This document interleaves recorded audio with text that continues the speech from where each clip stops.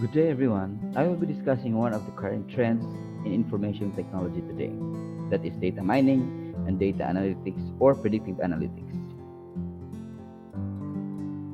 Before we start, let us know the definition of business intelligence.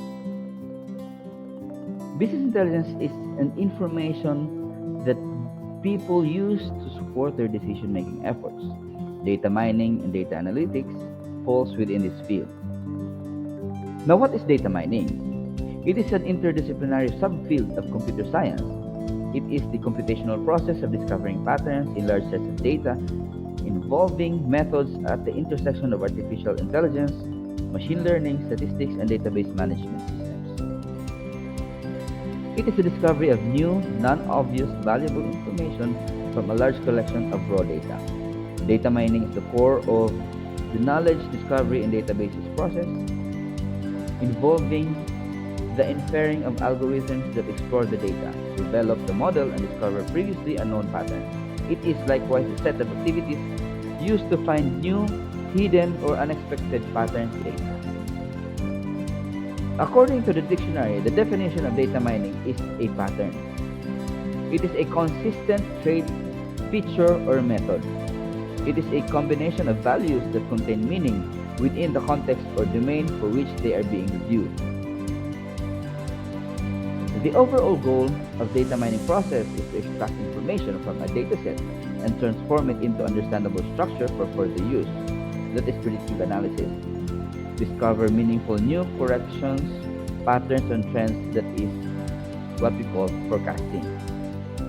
Data analytics is the science of examining raw data with the purpose of drawing conclusions about the information. Data analytics is used in many industries to make decisions for the organization to be better in delivering their services. Data analytics is distinguished from data mining by the scope, purpose, and focus of the analysis. Data miners sort through huge datasets using sophisticated software to identify undiscovered patterns and establish hidden relationships. Data analytics focuses on inference, the process of deriving a conclusion based solely on what is already known by the researcher. When it comes to predictive analysis, it uses lower level of granularity, meaning it looks at the individual level instead of looking at which candidate will win. For example, the presidential election in the state of Ohio in our country, the Philippines, which is forecasting. It looks at the individual level, which person is voting for or against this particular candidate. It predicts which individuals can be persuaded, which ones will not change, etc. Now, with this information, we can change the outcome of the race. Data mining is one of the 10 emerging technologies that will change the world, listed by the MIT Technology Review. There's no doubt that many firms embrace mining in their operations. An article in Information System Management points out that the data mining has become a widely accepted process for which organizations to enhance their organizational performance and gain a competitive advantage against their rivals or their competitors. Okay. Data mining in business, it is used for decision making, marketing, and eventually detecting fraud. This technology is popular with many businesses because it allows them to learn more about their customers, prevent frauds and identity theft, and also making smart marketing decisions in future. There are keys to a successful data mining project.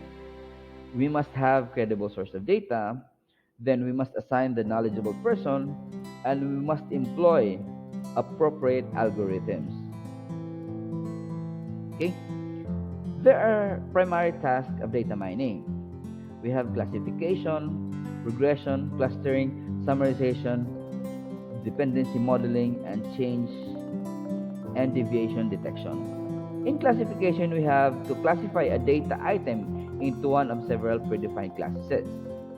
Okay. In regression, we have to map a data item to a real value prediction variable. When we cluster, we have to identify a finite set of categories or clusters to describe the data. In summarization, find a compact description for a data set or a subset of data. In dependency modeling, we have to describe significant dependencies between variables or between the values of a feature. For change and deviation detection, discover the most significant changes that occurred. Here are some of the most commonly used data mining methods. One, we have statistical data analysis, cluster analysis, decision trees and decision rules, association rules, artificial neural networks, generic algorithms, and fuzzy sets and fuzzy logic. In data mining applications, we can use indirect marketing. It is in a company saves much time by marketing to prospects that should have the highest reply rate, instead of random selection of which customers to pick for their surveys. A company could use direct marketing from data mining to find the correct customers to ask. Okay? For example, 1 million mailers cost 40.40 cents each to ship a letter. That would cost around $400,000. Then the conversion is 1%. That is without employing data mining. Okay? When we use data mining, it gives us 3% conversion rate. And we only have to identify a smaller group, for example, of 1/4 of a certain population, and with a higher conversion rate, for example, of 3%. Okay? In market segmentation, it is used in data mining in order to identify the common characteristics of customers who buy the products from one company. With market segmentation, we'll be able to find behaviors that are common among your customers. As a company seeks customers' trends, it helps them find necessities in order to help them improve their business.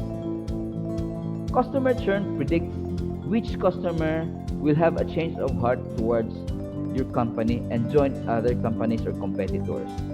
Although customer churns are negative to one's business, it allows the corporation on the good side to seek out the problem they are facing and eventually create and come up with better solutions.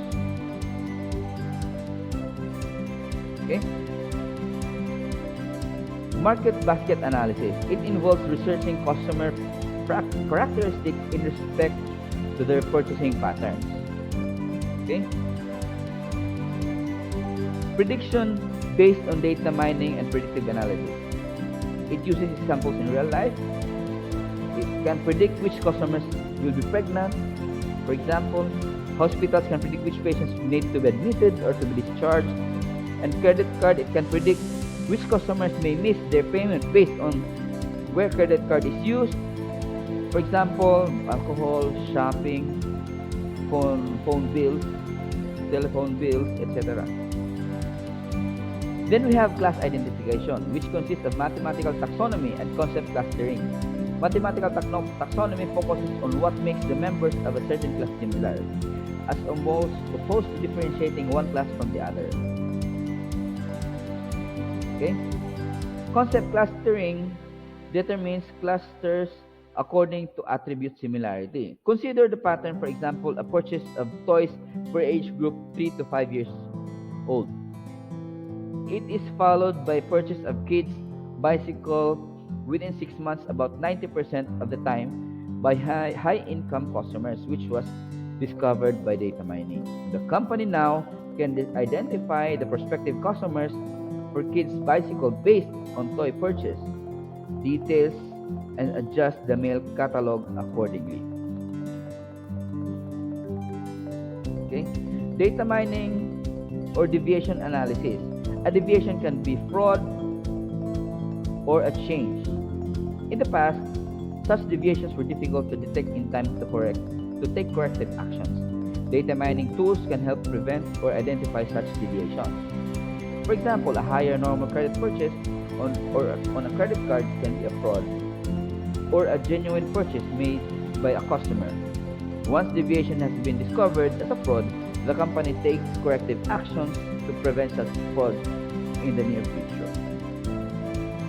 Now, data mining is used for making better decisions. Okay, we can detect patterns and trends. We can now discover what to produce, and then we can provide equal access or success. For privacy, it can prevent or it can use sensitive information. Data mining increase incentives to get more sensitive data. Seeing into private future, then do we have the right target customers or the right target population? We also have response bias issues. Okay, we have coverage or frame error, sampling error, non-responsive error, and measurement error. And this ends our presentation. Thank you for listening.